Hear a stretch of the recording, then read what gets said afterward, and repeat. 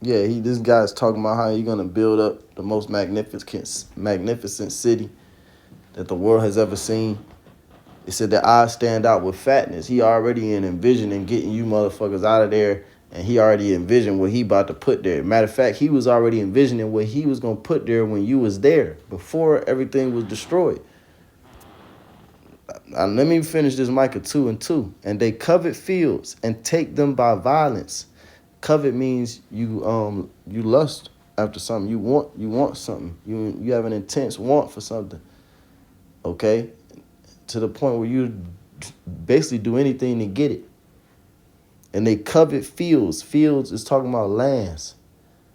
Okay? The earth is made up of the land, man. You partly land, partly water. And the land was given unto man to reign. So man, Esau has, well, so to Genesis, Genesis 27, he was blessed with the sword, man. It said, by the sword thou shalt live. So he has conquered these different lands by the sword. Micah 2:2, and they covet fields and take them by violence. They was already thinking about the new Gaza when the old Gaza was still standing. And they covet fields and take them by violence, and houses and take them away. So they oppress a man and his house, even a man and his heritage. This guy Donald Trump talking about, yeah, it's gonna be would have already been resettled. They want to resettle you in a far safer, meaning now the language on that is funny because it say in a far, then there's no comma, but it says safer and more beautiful communities. But really it means far away.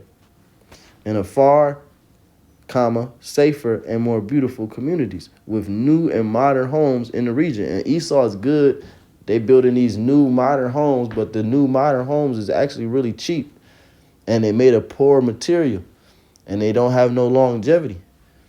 They building these luxury apartments, but they are really cheap. It says, so he's trying to cut corners. They would actually have a chance to be happy, safe, and free.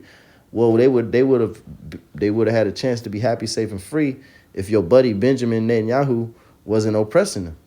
If you Edomites wasn't oppressing them like you oppressing everybody else in the earth. But you doing this, you oppress the heathen for their lands. You oppress Israel because we Israel. Micah 2:2, and they cover fields and take them by violence, and houses and take them away. They done took the whole house of Gaza, they took it away. So they oppress a man and his house, even a man and his heritage. Just like they did you so-called niggas, Latinos, and Native Americans, man. You Hispanics, you was not speaking Spanish. You were speaking Hebrew. It says, the U.S., working with great development teams from all over the world, would slowly and carefully begin the construction of what would become one of the greatest and most spectacular developments of its kind on Earth. No soldiers in the U.S. would be needed. Stability for the region will reign. This guy is crazy, man. These Edomites is crazy. Go back to that. I want to go back to that. So the least of the flock, Jeremiah 50:45, therefore hear ye the counsel of the Lord that he hath taken against Babylon, and his purpose that he hath purposed against the land of the Chaldees. Surely the least of the flock shall draw them out. Surely he shall make their habitation desolate with them. So Israel has officially, in one way, they've drawn America into the Middle East. And Trump is saying for over the next 4 years, his mindset is to build up that land that they just clearly bomb people out of. Scriptures speak about the pride of thine heart have deceived thee, thou that dwellest in the clefts of the rock, whose habitation is high, that saith in his heart, who shall bring me down to the ground? So the nations, the scripture say that thou art greatly despised, man. The nations are looking down on you, which that word despise in the Hebrew goes into insignificant. The nations are looking down on you, man, and they're going to come against you. Psalm 73, and 7. Their eyes stand out with fatness. They have more than the heart could wish. They are, yes, you already got enough, but that's not enough. You already got enough, but that's not enough because you're insatiable. They have more than the heart could wish. They are corrupt, and they speak wickedly concerning oppression. He didn't mention how Benjamin Netanyahu was the one that was oppressing them and bombing them out of the fucking land. So he just speaking wickedly concerning oppression. It says, and speak wickedly concerning oppression. They speak loftily. Loftily. Let's look up the word loftily. They speak loftily concerning oppression. They don't give a fuck. It's like not a big deal. It says elevated in character and spirit, elevated in status, superior. Let's look up the etymology because that wasn't really that good. And if not, I'll just look it up in the Hebrew. Okay, so it means to be exalted with a high purpose, high, right? So basically, they above it. You know, they're, they were, it happened, but it's under me, so I don't give a fuck. It says, verse 9, they set their mouth against the heavens, right, by speaking against the nation of Israel and Yahweh Shem Yahushua, speaking blasphemy against the Most High. They set their mouth against the heavens. And their tongue walketh through the earth, right? Their tongue walking through the earth via their lies, which is spread through their media. So this guy said he's going to take control of the Gaza Strip. Let's go back to Ezekiel.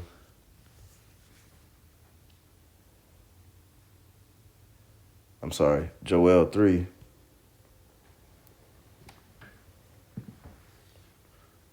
And verse 9. Proclaim ye this among the Gentiles, which is referring to the actual heathen. Prepare war. Wake up the mighty men. Let all the men of war draw near. Let them come up. Because remember, it's prophesied that Russia would go into Israel. So you think Russia's about to stand by and watch America and Israel just, just do this,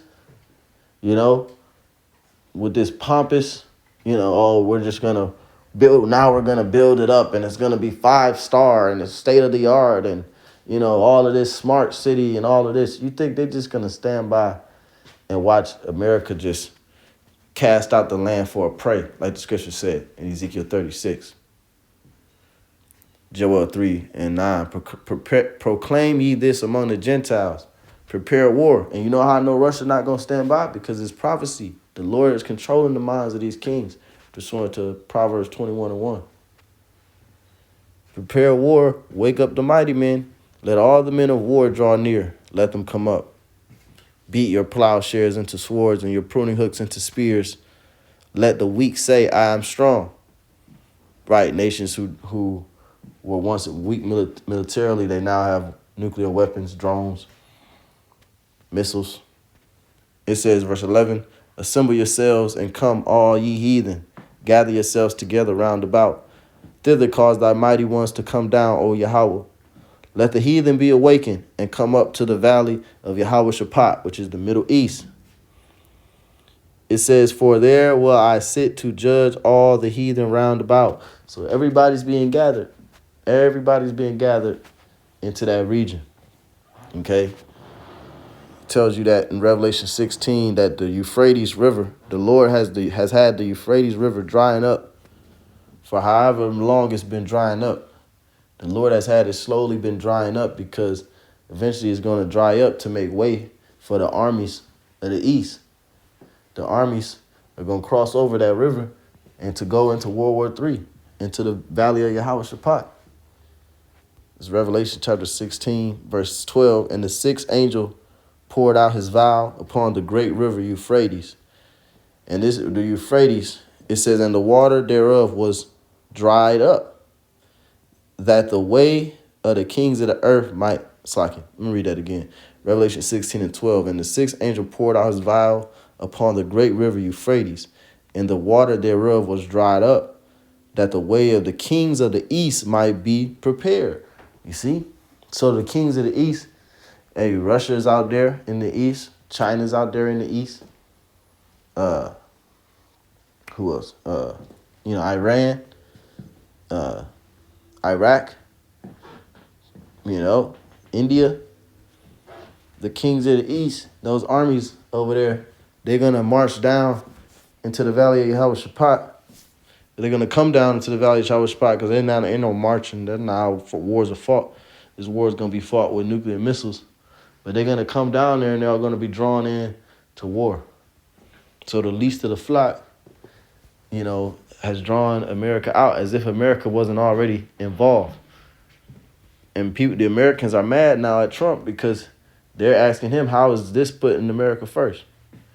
How is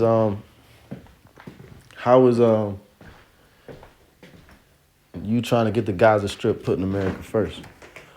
Because it's putting his pockets first. That's how. It's putting his pockets first. You see? But the common people, they don't really care about that. They care about, why don't we utilize what we have to build this up, da-da-da-da. Esau don't think like that. Esau think about, like I said, constantly conquering, constantly expanding his military campaigns to acquire more land, to receive more money and power and dominance. But it's not going to work. So Lawrence edifying, just a quick hit, Shalom.